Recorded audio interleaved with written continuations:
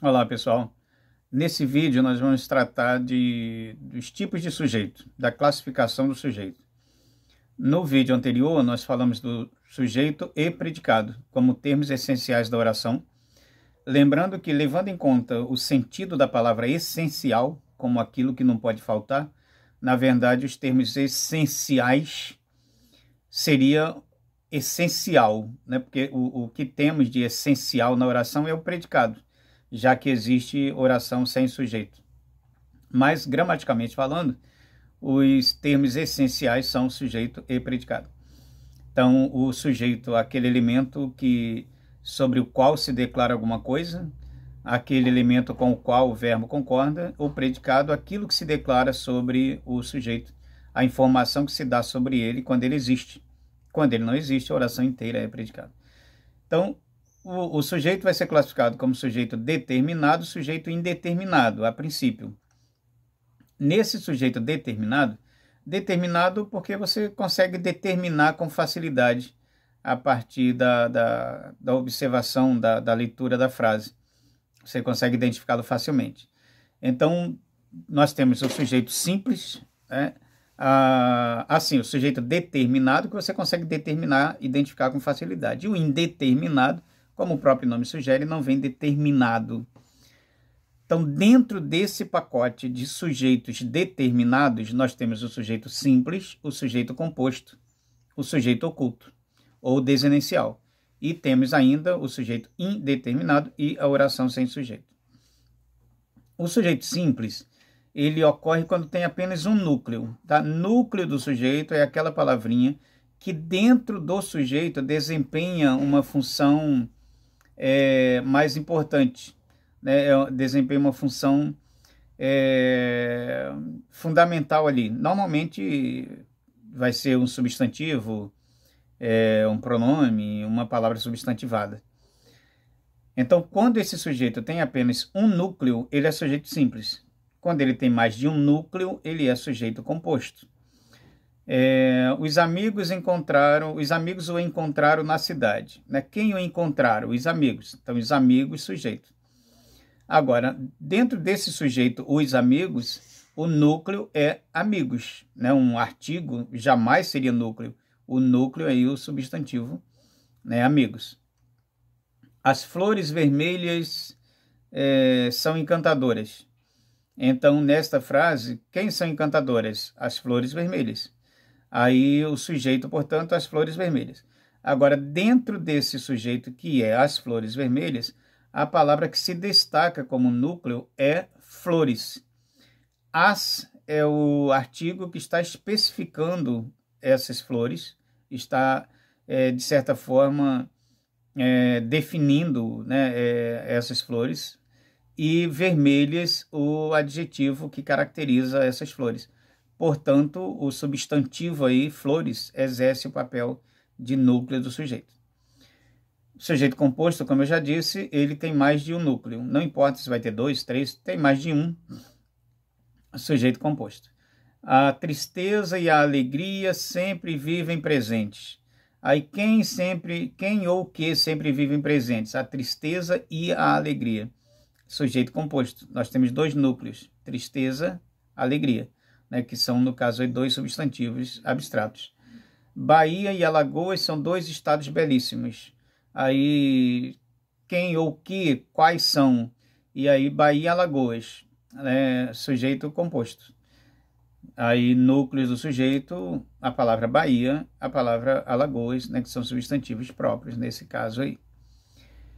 O sujeito oculto, ou desenencial, ou elíptico, é aquele sujeito que não aparece de maneira clara, ele não está escrito na frase, na oração, mas você é capaz de deduzi-lo pela terminação do verbo, ou pela desinência do verbo. Por isso, o sujeito desenencial, né? Porque você pode percebê-lo a partir da desinência do verbo, da finalização do verbo.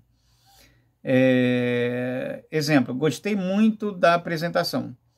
Então, essa frase inteira ela é predicado, né? Gostei muito da apresentação. Agora, quem gostei? Você não cabe aí um nós, não cabe aí um eles. Né? O único pronome que vai encaixar aí, que vai funcionar como sujeito, é o pronome eu, de primeira pessoa, né, do singular. Então, gostei, esse final, ei, né, deixa claro para você que está se falando de primeira pessoa do singular. Portanto, o sujeito é desinicial, ou oculto, ou elíptico. Aí você pode escolher o nome que você achar mais bonitinho para chamá-lo. Escolhemos juntos o nome do bebê. Aí, nesta frase, escolhemos juntos o nome do bebê, quem escolhemos? Nós. Por que nós? Porque esse final, mos, ele não pode se referir a eu, ele não pode se referir a ele. Não poderia ser ele escolhemos, não poderia ser eu escolhemos. Né? Aqui tem que ser o único pronome que vai encaixar ali, né? que vai ser o sujeito dessa oração, o nós. Então ele é um sujeito desinicial por isso. Ele é um sujeito oculto, mas perceptível com facilidade a partir da terminação do verbo. Então vamos lá, o sujeito simples, ele só tem um núcleo. O sujeito composto, ele tem 2 ou mais núcleos. O sujeito oculto, ele não aparece escrito na oração. Então, nesse caso, a oração inteira é classificada como predicado. E você coloca, para identificar sujeito desinicial, entre parênteses, eu recomendo, quem é ele, né? Ele, eu, no caso do primeiro exemplo, gostei muito. E escolhemos, nós, nesse caso, do escolhemos, que é a segunda frase do exemplo. Agora vamos ver o sujeito indeterminado. O sujeito indeterminado, então esses três, voltando um pouquinho, esses três aí iniciais, eles são os casos de sujeito determinado, né? Determinado simples, composto, desinicial. Agora o indeterminado. O sujeito indeterminado, ele acontece quando o predicado refere-se a um sujeito que não se pode, ou por alguma razão não se quer identificar. Isso vai acontecer em 2 situações específicas. A primeira delas, quando o verbo aparece na terceira pessoa do plural e não há referência anterior a sujeito. Lembrando que não existe sujeito oculto quando o verbo está na terceira pessoa do plural. Tá? É uma exceção. Então, você pode ter um sujeito oculto com primeira pessoa, com o verbo na primeira pessoa, na segunda pessoa, na terceira pessoa do singular, tá? Na primeira do plural, na segunda do plural, mas na terceira do plural não tem. Então, toda vez que você tiver um verbo na terceira pessoa do plural, se não houver na oração um sujeito perceptível ali, você está diante de um sujeito indeterminado. Agora, é preciso você observar o contexto para saber se ele vai ser indeterminado ou se ele é simples, se existe um sujeito simples identificado em algum lugar por ali, né, em algum lugar da oração ou do próprio período. Então, se eu digo quebraram a vidraça e você pergunta quem quebrou e não tem como identificar, você está diante de um sujeito indeterminado. O verbo na terceira pessoa do plural, quebraram, e não há no contexto ninguém que tenha praticado esta ação. Então, isso é um caso de sujeito indeterminado. Segundo exemplo, falaram mal de você. Aí, quem falou? Então, não há uma identificação de quem falou e não há como determinar quem praticou esta ação de falar. É um sujeito indeterminado. Agora, veja bem, se você tiver num período e houver um contexto, por exemplo, os teus amigos estiveram aqui pela manhã, ponto. Aí, na mesma sequência, perguntaram por você.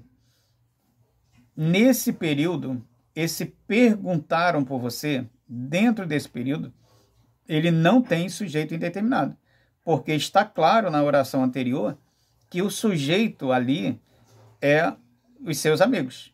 Então, seus amigos estiveram aqui, encerrei uma oração, e na outra oração perguntaram por você. Está claro dentro desse contexto que é o mesmo sujeito do estiveram é também o sujeito do perguntaram. Então, não há, nesse contexto aí, sujeito indeterminado.